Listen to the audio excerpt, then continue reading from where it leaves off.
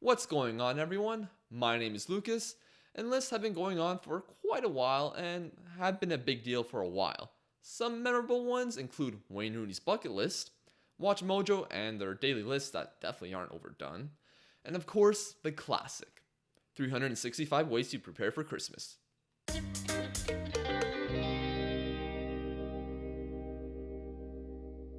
In 2004, FIFA were celebrating their 100th anniversary, and for their celebration, they wanted to make a list. This list would contain the 100 best footballers of all time. Instead of getting a variety of people from different generations to come up with a list, they chose one man. This man was Pele. Many nowadays have different opinions about him. Whether those opinions are fair or not, back in 2004, he was considered the best player of all time. While Maradona was also talked about in a similar statue to him as a player, articles like talking about his fall from grace in relation to him off the field would make it easy for FIFA to pick Pele over Diego, if they even thought about it. So since Pele is considered an all-time great, if FIFA would choose one player to make a list of the best players, why not Pele? Well, instead of Pele picking 100 players, which would include 50 retired players and 50 players who are currently active, he chose 125. Supposedly, Pele was having a pretty hard time picking 100 players, so he picked 75 retired players instead of 50. However, it's rather confusing celebrating a 100th anniversary with 125 players. Does that mean in 10 years, FIFA will create a FIFA 125 to include 150 players? While the meaning of the 100 in FIFA 100 is the 100th anniversary, it's still weird that there's 125 players. Pele said he felt bad about leaving some people out, so who's on the list? These guys. Well, this is going to take a while. One of the few gripes I have with this list in general is that even if it was supposed to celebrate FIFA's 100-year history, if you were dead, you weren't picked because it was a list for the greatest living footballers. So key players who were part of the first World Cup wouldn't be picked because they likely wouldn't have been alive in 2004. For example, the players who were part of the first ever World Cup winning squad from Uruguay. These guys are considered heroes, and because they passed away over 25 years before the list was made, they get no recognition. The only Uruguayan on the list is Enzo Francescoli, who had a big influence over players like Zidane. He also won a handful of Copa Americas, and wasn't just big in Uruguay, but across South America as well. If you look at the Ballon d'Or winners from the past, and yes, I know something it's a joke of an award because of last season, but we're in 2004, not 2019. There are several players who won the award and passed away when the list was made, like Stanley Matthews and Lev Yashin, who was the only goalkeeper to win the award. There were even players who won the award and weren't picked by Pele. Luis Suarez, the Spanish one, Dennis Law, Florian Albert, Oleg Blokhin, Alan Simonsen, and Igor Belanov.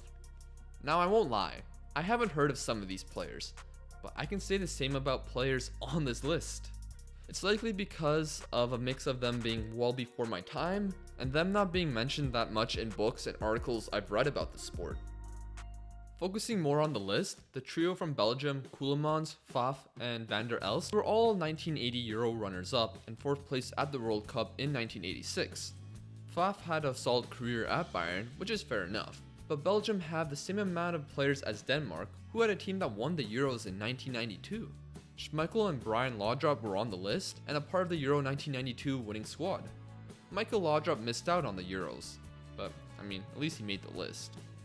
Chile had two players, Ivan Zamorano and Elias Figueroa. Supposedly Figueroa was an incredible player in the Brazilian league, which may be why Pele picked him. Speaking of Pele, there is a second one on the list called Abedi Pele. He is one of several players on this list that people think were only picked because of political correctness. Now, I only know about him because he was on the old FIFA games as part of the Legends team, and I honestly thought he was supposed to represent the Brazilian Pele. I was always confused why he was never the highest overall player, but I eventually figured it out.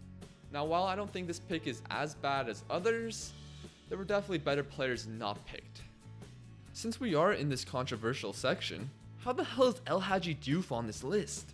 By the time the vote was made, he was 23, playing for Liverpool in a season where he didn't score a single goal.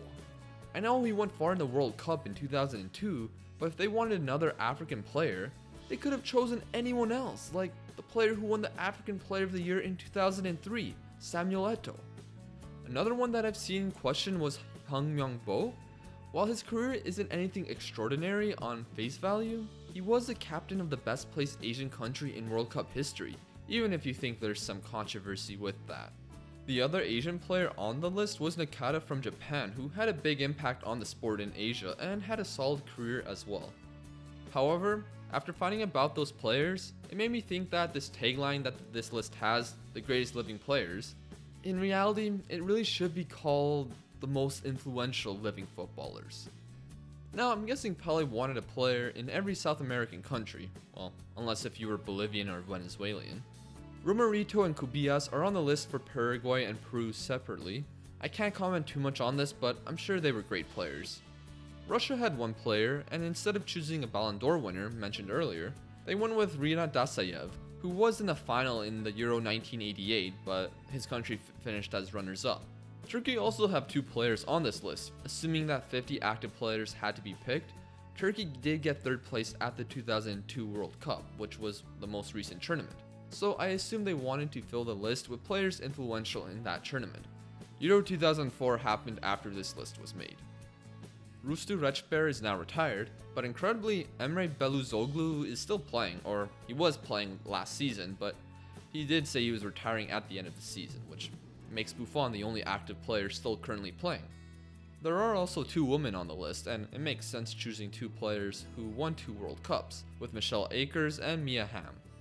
Some notable players from the list not from the big nations were Stoichkov of Bulgaria, Roger Milla from Cameroon, Valderrama and his fantastic afro from Colombia, Davor Suker from Croatia, Maso Pust and Pavel Nedved from Czech Republic, Puskas from Hungary, Liberian President George Weah, who had a pretty good career too, Hugo Sanchez from Mexico, JJ Okocha from Nigeria, George Best from Northern Ireland, Zbigniew Boniek from Poland, Portuguese trio Eusebio, Luis Figo and Rui Costa, Roy Keane from Republic of Ireland, Hadji from Romania, Kenny Dalglish from Scotland, Spanish trio Butragueño, Luis Enrique and Raul, and finally Shevchenko from Ukraine. Holy, that was a lot of names. That leads us to the last 7 countries. These 7 countries had 7 or more players each, and these nations have won the World Cup, well, except one. Argentina, Brazil, England, France, Germany, Italy, and the Netherlands had 83 players, so almost 2/3 of the entire list. Since these countries either won the World Cup or had a big influence on the game, it isn't entirely surprising. For Argentina, Pele included at the time the greatest Real Madrid player in history, Alfredo Di Stefano, as well as one of, if not the greatest player of all time, Diego Maradona. World Cup winners Kempes and Passarella were included as well. The other non-active player was Omar Savori, who played for both the Argentinian and Italian national team, while also playing for Juventus and Napoli.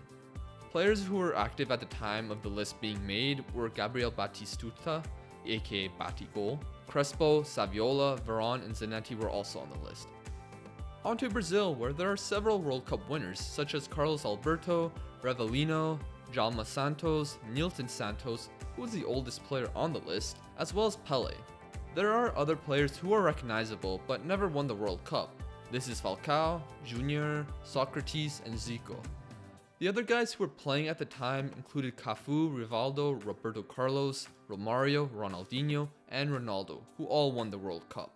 Some controversy as one of Pele's former teammates, Gerson, who some have stated was the brain behind the Brazil squads he was a part of, including the 1970 winners.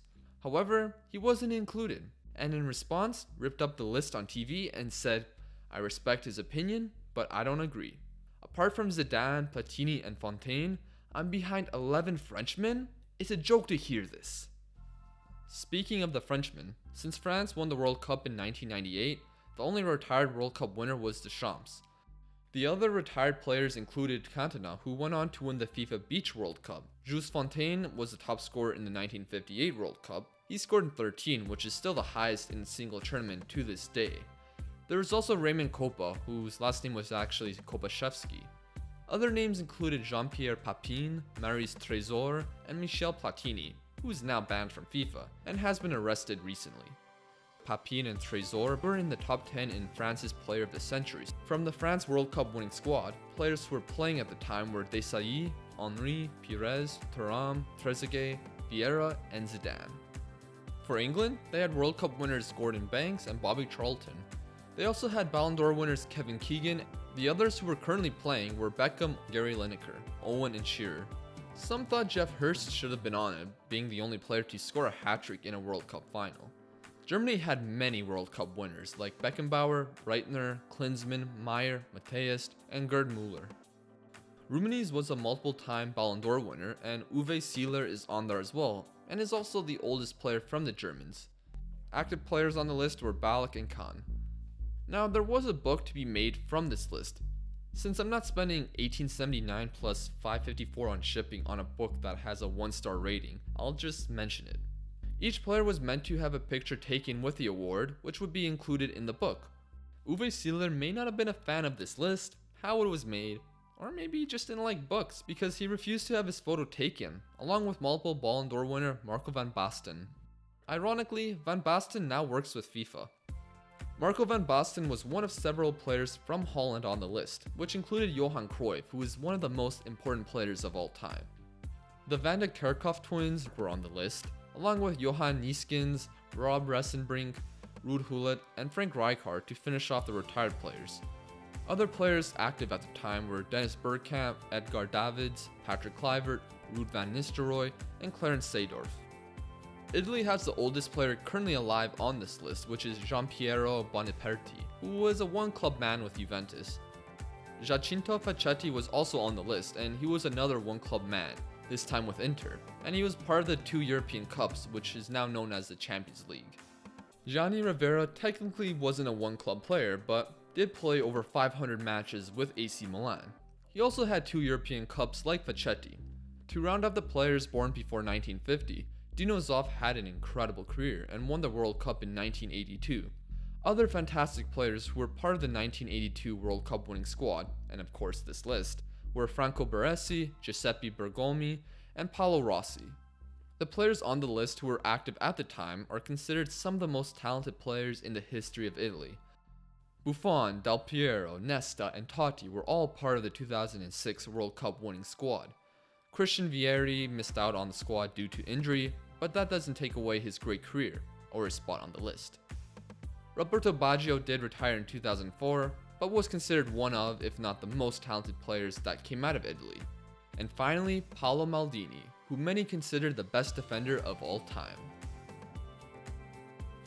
Like we mentioned, there were controversies with this list, and some including Christopher Davies, who say this list lacks political correctness. Some say that Sepp Blatter had an influence on this list, which wouldn't entirely be surprising because it's hard to imagine Pele, let alone anyone, doing all of this on their own. Whether or not you agree with the list and how it was made, it's something interesting from FIFA's unique history. Thank you for watching the video. I hope all of you have a great day, but I do wonder, how would this list look like if it was made nowadays? Welcome to FIFA 125, a list made by Pele, representing the greatest footballers of all time. This list, made by Pele, which may or may not be influenced by FIFA, lists the 150 greatest players of all time. Why 150? Because 125 is not enough for Pele. or FIFA. Buy it now! Maybe not.